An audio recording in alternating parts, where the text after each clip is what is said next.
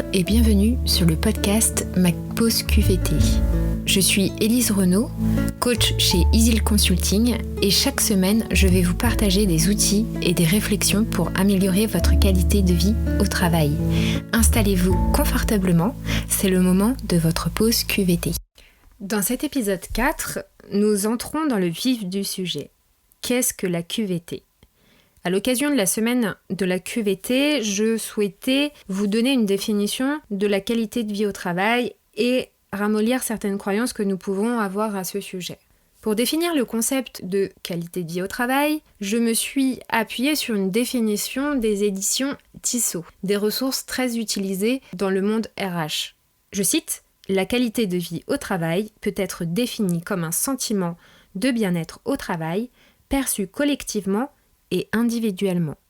Elle engloberait plusieurs dimensions, l'ambiance, la culture d'entreprise, l'intérêt au travail, les conditions de travail, le sentiment d'implication, le degré d'autonomie et de responsabilisation, l'égalité, un droit à l'erreur accordé à chacun, une reconnaissance et une valorisation du travail effectué. » L'Agence nationale pour l'amélioration des conditions de travail, l'ANACT, nous donne également une définition de la démarche QVT. Selon elle, c'est une démarche pour améliorer collectivement la manière de travailler en combinant performance et bien-être du salarié. Le terme performance ici est très intéressant car on oublie parfois que lorsque le salarié se sent bien dans son travail, il aura tendance à s'investir plus et surtout mieux.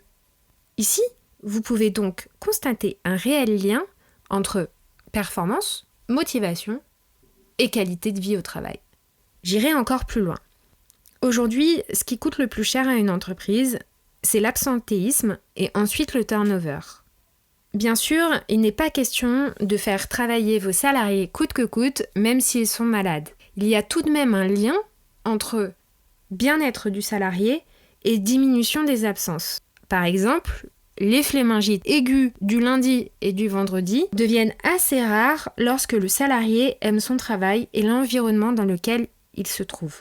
Enfin, je sais que beaucoup d'employeurs qui écoutent ce podcast ont une problématique de turnover, le fait que les équipes se renouvellent trop régulièrement. Je vais peut-être enfoncer encore une porte ouverte, mais si le salarié se sent bien, il est fort possible qu'il reste dans votre entreprise le plus longtemps possible. Donc, cher employeur, je vous invite fortement à réfléchir à votre démarche QVT, car je suis sûre que vous ferez des bénéfices en temps, en énergie et en argent à améliorer le bien-être de vos salariés. Comme le souligne la définition que je vous ai donnée de la qualité de vie au travail, la QVT est un sentiment collectif, mais également individuel. Donc, je vais m'éloigner un petit peu de la définition donnée par l'ANACT qui soulignait l'intérêt collectif de la démarche en m'adressant à vous, chers salariés. Aujourd'hui, vous pouvez penser que c'est à l'employeur de mettre en place un dispositif vous permettant de vous sentir bien dans votre travail et vous avez raison, car ce dispositif vous permettra d'amorcer votre démarche individuelle. Cependant, gardez en tête que l'entreprise aura beau mettre tous les dispositifs qu'il peut mettre en place, si à l'intérieur vous n'allez pas bien, vous ne pourrez pas profiter de ce qu'il y a à l'extérieur et surtout vous ne serez jamais satisfait de votre travail. Pour illustrer ce que je vous dis, je vais prendre le cas d'une cliente. Elle est venue me voir car elle avait des problématiques dans son entreprise et souhaitait changer de structure. Avant d'aller plus loin, je lui ai posé quelques questions sur l'entreprise et il a été mis en évidence que celle-ci avait mis en place un énorme dispositif QVT. Juste pour vous citer quelques-uns, salle de détente, espace de travail ergonomique permettant la concentration de ses équipes et le partage d'idées. Son emploi du temps lui permettait de s'occuper de sa famille et d'avoir des activités extra-professionnelles organisées par l'entreprise. Des spécialistes du bien-être au travail venaient régulièrement et elle participait à de nombreux after-work. Nous avons donc ensuite creusé au niveau d'elle-même. Et toute seule, elle est venue à la conclusion que finalement ce n'était pas l'entreprise, mais le travail en lui-même qui ne lui plaisait pas du tout. Que même si elle changeait d'entreprise, il n'était pas sûr qu'elle trouve ce qu'elle cherche. Nous avons donc entamé une recherche de ce qu'était son travail idéal dans un autre domaine d'activité et ensuite, je l'ai aidé à faire ses propres recherches et finalement, elle a fait une demande de mobilité interne pour rester dans son entreprise mais a changé juste de travail. En conclusion, même si l'entreprise met un énorme budget dans l'amélioration de la QVT, si vous, salarié, n'êtes pas serein à l'intérieur par rapport à votre travail ou par rapport à autre chose, vous n'aurez pas les résultats attendus.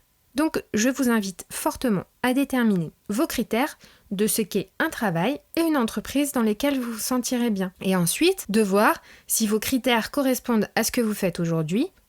Il y a également des ressources complémentaires sur mon site internet qui pourront vous aider.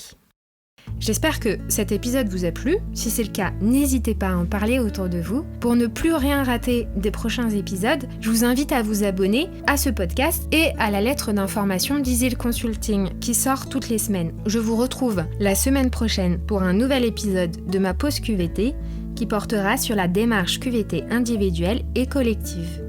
D'ici là, si besoin, je ne suis pas très loin.